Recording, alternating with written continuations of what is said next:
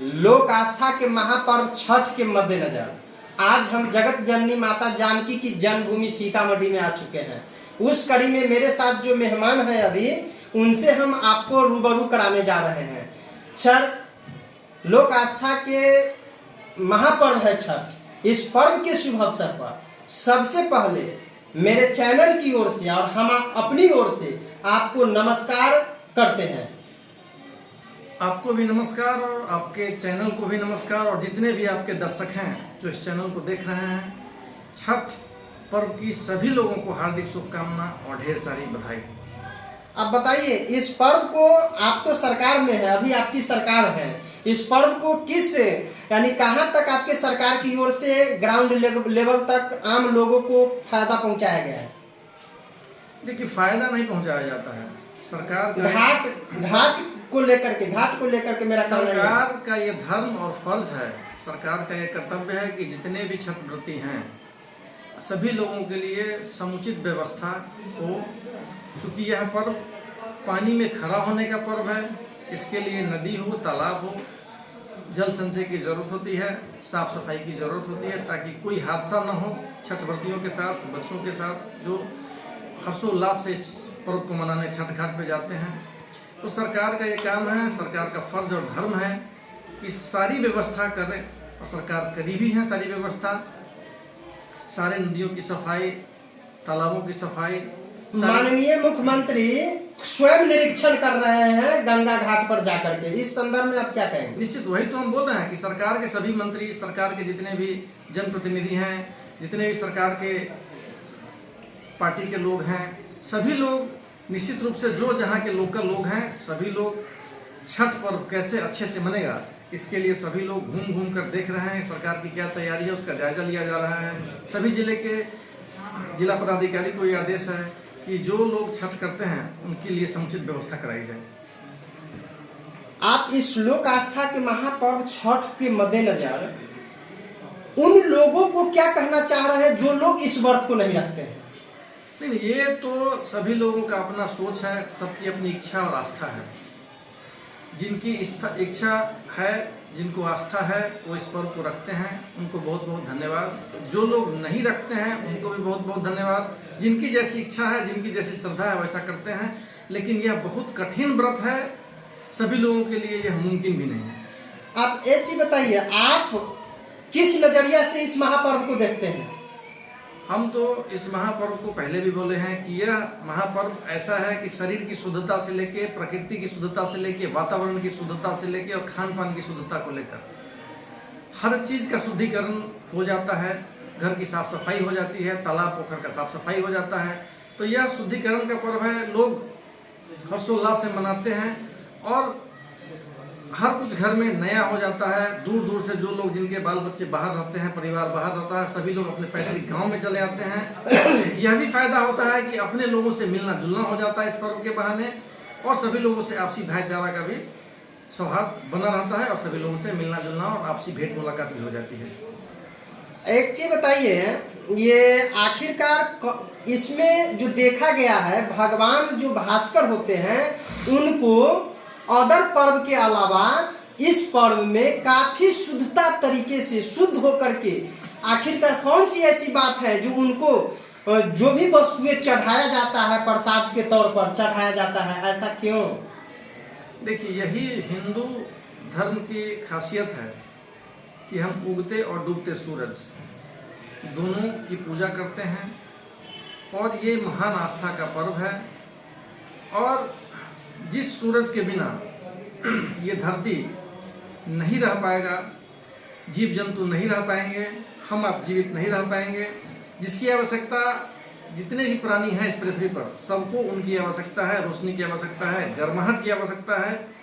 तो जो सूर्य से मिलता है, हम धन्यवाद ज्ञापन करने के रूप में उनको, जो उनकी वजह से हमारा जीवन चल रहा है, सारा जो जीव जंतु जितने भी लोग हैं, जितने भी चीज़ हैं जो जीवित हैं इस धरती पे, ये सब चूँकि 5 वस्तु जरूरी है जिसमें से एक सूर्य भी जरूरी है जीवन जीने के लिए, इसी वजह से आस्था का पर्व है और भगवान भास्कर की पूजा होती है।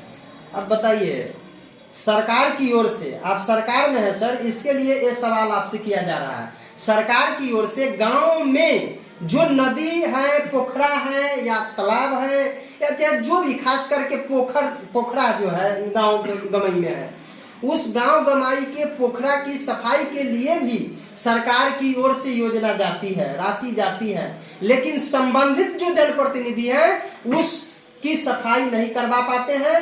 आखिरकार बात इसमें क्या है, आप उस जनप्रतिनिधि को क्या कहना चाहेंगे? देखिए, यदि कोई जनप्रतिनिधि इसमें जागरूक नहीं है, कोताही बरतते हैं, तो समाज उनको देख रहा है, जनता देख रही है।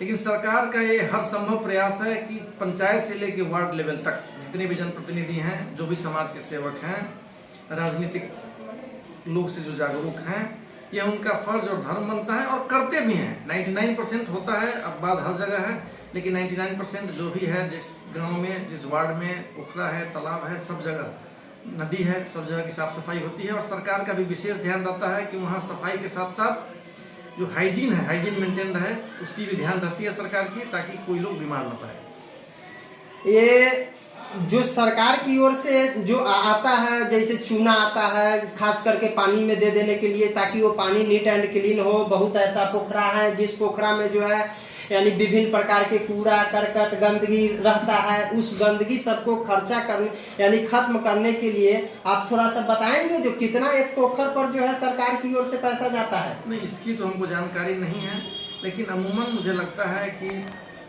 जो भी गांव घर में तालाब है, क्योंकि अब नल जल की व्यवस्था हो गई है, तो बहुत तालाब का इस्तेमाल न के बराबर लोग करते हैं। पुराने ज़माने में तालाब और कुआं का इस्तेमाल ज़्यादा होता था, फिर भी जल संचय का एक बहुत बड़ा साधन है तालाब और कुआं। इस पर सरकार का विशेष ध्यान है कि जल संचय उसी माध्यम से होता है, तो साफ सफाई हो जाती है साल में, छठ पर्व के बहाने भी, और सरकार का विशेष ध्यान रहता है। कितनी राशि आती है इसकी जानकारी नहीं है, लेकिन भरपूर राशि आती है जिससे आराम से साफ सफाई की जा सके। ये लोक आस्था का पर्व है, कहा ही गया है लोक आस्था का पर्व। ये दीपावली जो है, लक्ष्मी पूजा पूरे जो है हिंदुस्तान के कोने कोने में मनाया जाता है। आखिरकार लोक आस्था का जो पर्व है, क्या आपको लगता है जो हिंदुस्तान के कोने कोने में मनाया जा रहा है? अब मनाते हैं तो कौन लोग मना रहे हैं? निश्चित रूप से देखिए, ज्यादातर यह प्रमुखता से यह बिहार वासियों का पर्व है। छठ व्रत जो है वो मुख्यतः से सबसे ज्यादा बिहार में और उत्तर प्रदेश में मनाया जाता है, झारखंड के कुछ हिस्से में मनाया जाता है। लेकिन चूंकि बिहारवासी पूरे भारत में फैले हुए हैं, तो जहाँ भी हैं, निश्चित रूप से जहाँ रहते हैं वहाँ भी इस पर्व को मनाते हैं। और देखा देखी जैसे जैसे लोगों को पता चलता है कि नहीं ये क्या पर्व है, इसके बारे में क्या है, तो अन्य प्रदेश के लोग भी इस पर्व का इसका अनुकरण करते हैं और लोग इसमें जुड़ रहे हैं और मना रहे हैं।